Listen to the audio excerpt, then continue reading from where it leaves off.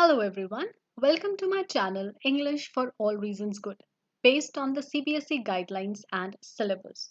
Today, I have brought the second part of the chapter Footprints Without Feet. In the first part, I have done theme along with 13 other questions and 2 pages of the chapter. Now, rest of the pages and rest of the questions I'll be doing in this part.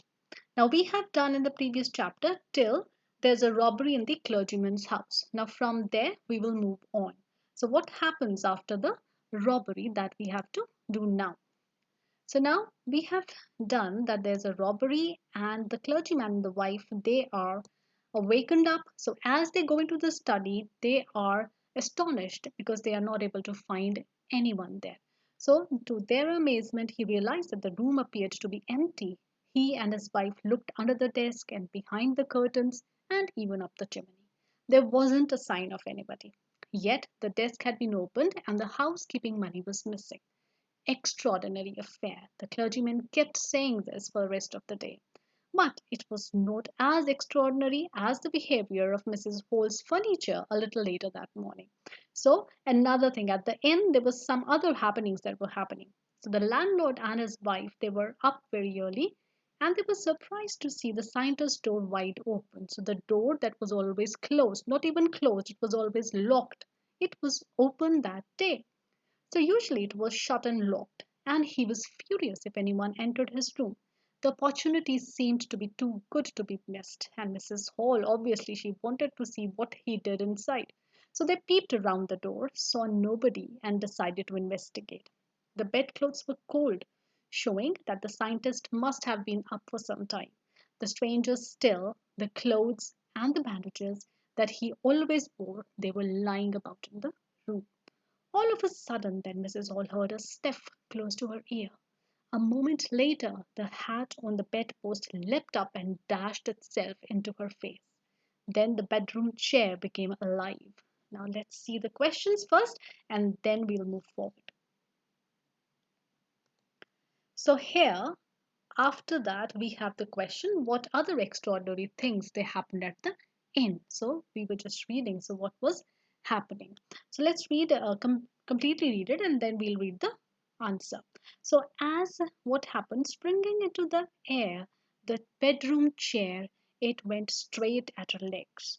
As she and her husband turned away in terror, the extraordinary chair pushed them both out of the room and then appeared to slam and lock the door after them. So now comes the question. So what other extraordinary things happened in the inn? And why did Mrs. Hall become hysterical? Now one day the Halls they were up a little early in the morning. Mrs. Hall saw the door of the stranger's room open and became curious to see inside. She was amazed to see the room empty. The bed coverings they were cold, which meant he had been out for quite some time. The clothes and the bandages they were scattered on the bed. Suddenly a hat tossed up, and a chair in the room became alive and sprang up in the air. It charged straight into her legs and pushed the Halls out of the room. Mrs. Halls felt that the room was haunted and spirits had entered her furniture. So, unable to believe her eyes, obviously she became hysterical. So, this is the reason because of which she became hysterical, and these were the extraordinary things that happened at the inn. So why the chair has been called extraordinary? So because it seemed as if the chair had some magic. So that is why it was extraordinary chair. So such things actually can be asked in extracts. So you should be mindful of all these things. And what is hysterics? Hysterics is frenzy or uncontrollable frenzy, overexcitement. Now this can come as a synonym. So you again need to be mindful. Now, what does this mean? When she says, my poor mother used to sit in that chair, she moaned, to think it should rise up against me now. Now, what does this mean? It means that her mother would have been a quiet lady, maybe. So the mother was dominated by Mrs. Holt, and now, when the mother was dead, she says that unbelievably, after her death, she was trying to revolt against her. So that is why the chair was charging at her. So she feels that there's a spirit of her mother maybe in the chair. So that is why she says that to think it should rise up against me now. Now, the feeling among the neighbors was that the trouble was caused by witchcraft. So, everyone in the village, because maybe they were ignorant, so they thought that there is some witchcraft there going on. But witchcraft or not, when the news of the burglary at the clergyman's house became known, the strange scientist was strongly suspected of having a hand in it. Now, obviously, in the village, there was no other stranger. So everyone knew each other, and this was the only outsider. So all suspicion went to onto him because of so many things. One, his strange look. Then he never talked to anyone. He kept himself inside. So because of all these things, suspicion it grew on the stranger. So, though he had admitted now, suspicion grew even stronger when he suddenly produced some ready cash, though he had admitted not long before that he had no money. So, this was another reason of suspecting because suddenly he produced money. And a little while ago only, he had said that he didn't have any money and he was waiting for his check. So the village constable was secretly sent for, and instead of waiting for the constable, Mrs. Hall went to the scientist, who had somehow mysteriously appeared from his empty bedroom. Now, the same room that was empty where Mrs. Hall and her husband had gone. So, from the same room, the scientist came up. So, obviously, Mrs. Hall could not believe this. And before the constable could arrive, she just went to confront him. So now let's see what happens after that. Let's see the next question also. So the next question is, why was everyone's suspicion of robbery on the stranger? Now the happenings at the inn spread like a fire in the village. People started coming to the inn to see the strange happenings. When the news of the burglary at the clergyman's house reached the villagers, their suspicion grew on the stranger because of his strange behavior. Also, suddenly he produced ready cash when he had confessed to Mrs. Hall that he had no money to pay her. So, because of all these reasons, suspicion of robbery was on the stranger. Now, why was the village constable called for? The series of events that took place in Iping, including the robbery at the clergyman's house and then the mysterious happenings at the inn, made everyone suspicious of the scientist staying at the inn.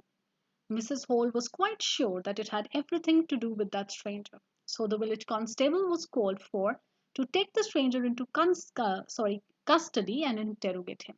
But before the constable could catch him, the stranger became invisible and escaped from there. So these are the reasons why the village constable was called, but the village constable obviously was not able to catch him. So let's read first then what happened after that. So the village constable he was secretly called for, but Mrs. Hall went to confront him. I want to know, she said, what you have been doing to my chair upstairs, she demanded. And I also want to know how it is you came out of an empty room and how you entered a locked room. So these were the questions that she charged at him. The scientist was always quick tempered. He was short tempered, and now he became furious because of these questions. So he says that you don't understand who or what I am, he shouted. Very well, I'll show you. So suddenly he threw off bandages, whiskers, spectacles, and even nose. It took him just only a minute to do this, and the horrified people in the bar found themselves staring at a headless man. So obviously, it was a horrifying affair for those village people. They would have never thought of such a thing happening. Mr. Jaffers, the constable, now arrived and was quite surprised to find that he had to arrest a man without a head. But Jaffers, he was not easily prevented from doing his duty, so he was a very dutiful fellow. If a magistrate's warrant ordered a person's arrest, then that person had to be arrested, with or without his head. So after that, there followed a remarkable scene as the policeman tried to get hold of a man who was becoming more and more invisible as he threw off one garment after the other. So, invisible man, the stranger, he was taking off all his clothes because he knew with no clothes he will become perfectly invisible and it would be easy for him to escape. So finally, a shirt flew into the air, and the constable found himself struggling with someone he could not see at all. So some people tried to help him, but found themselves hit by blows that seemed to come from nowhere. So in the end, Jeffers was knocked unconscious, and he made a last attempt to hold on to that unseen scientist, but obviously he did not succeed. So there were nervous, excited cries. So people, they were crying, hold him, hold him. But this was easier. Not if this was easier said than done. So Griffin had shaken himself free, and no one knew where to lay hands on him. So he had actually escaped. So this is the story. So this is just a part of the novel. And if you read this gripping novel, you would be really amazed. It is a very, very, very, very interesting novel. Okay, so now, why was the village constable called for? This we have done. Let's move on to the next one. Now, what did the scientist do when he became furious, and why were the people in the bar horrified? Now, this question, it can also come like, what made the scientist furious? So Mrs. Hall was quite perturbed at the way the chair in the room flew towards her and how the stranger came out of an empty room. So she marched towards him and demanded answers. And this made the scientist furious, and in an impulse, he threw off his bandages, whiskers, nose, hat, and became headless. No one had ever thought of such a thing, or seen such a man, or heard of a headless man before. So obviously, this was enough to make the people in the bar horrified. Now, what happened to the constable, or what happened after the constable arrived, or was Griffin caught by the constable? Now, Mr. Jaffers, the village constable, he was called when everyone became suspicious of the stranger's activities. But before Mr. Jaffers could arrive, Griffin had removed his bandages, whiskers, spectacles, and nose to become a headless man. So the constable now had to arrest someone headless who was becoming more and more invisible. So everyone present became a part of the mayhem. Amidst the chaos, to catch the invisible man, the constable was hit by a few unseen blows which seemed to come from nowhere. In the end, Jeffers made one last attempt to catch the scientist, but was knocked unconscious by the invisible man, who easily escaped from there. So, this is the answer. Next is, how and why did a brilliant scientist like Griffin degenerate into a lawless and homeless wanderer? So this question, it is actually based on the whole chapter. So it's not based on any part of a page. So Griffin was a brilliant scientist who was successful in making a human body transparent.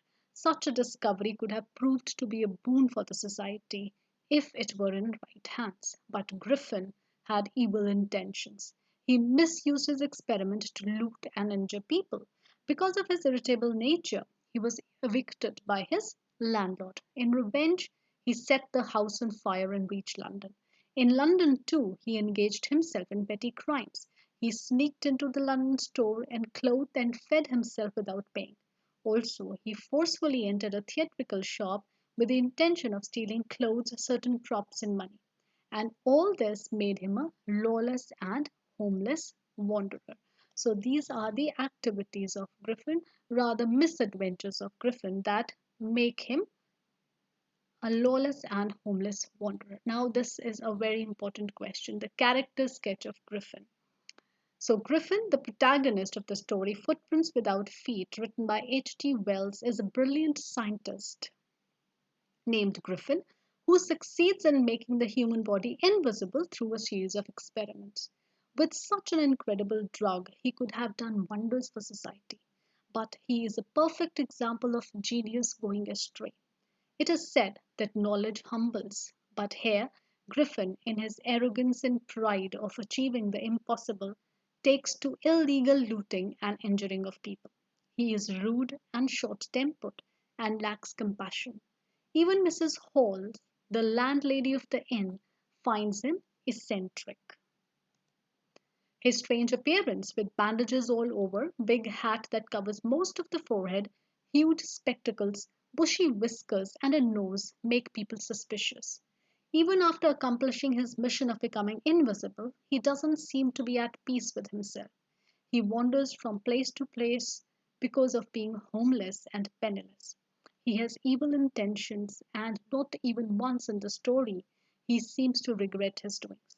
After all this, he loses all claim to be regarded as a genius. So, this is the character sketch of Griffin. Now, you must remember that character sketch is different from summary. You are not to give details of events, what is happening or what happened at the clergyman's house, how the burglary happened, or what he did in the London store. So these details are not to be given in the character sketch. Otherwise, it will become a summary. So you have to remember this and write the character sketch in present tense. So this is the end of this part also. So we have revised the whole chapter.